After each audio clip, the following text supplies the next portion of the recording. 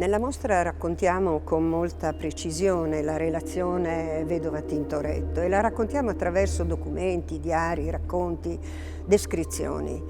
Ma ci sono dei punti nevralgici dell'esposizione che vale la pena osservare con particolare attenzione. E qui siamo negli anni 40, siamo addirittura nel 1947, che è un anno di svolta nella storia di Vedova, è l'anno in cui, dopo il quale Vedova abbandona completamente la figurazione e si getterà a capofitto in quella partita astratta che sarà il dogma di tutta la sua vita. In queste due opere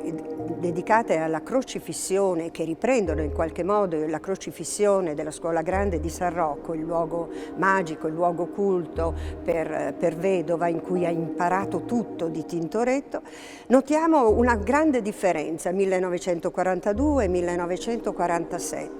Qui abbiamo ancora una voglia di studiare, di fare scuola sull'opera e sull'iconografia di Tintoretto, ma qui vediamo il nuovo Vedova, vediamo il Vedova che aspira a qualcosa di diverso, che sa rielaborare in maniera del tutto personale gli stimoli visivi, l'idea della luce, dello spazio, dell'energia che riprende da Tintoretto. È un quadro che fa da spartiacque tra il prima e il dopo, un quadro importantissimo che ci racconta già di quello che sta per avvenire nella sua vita d'artista.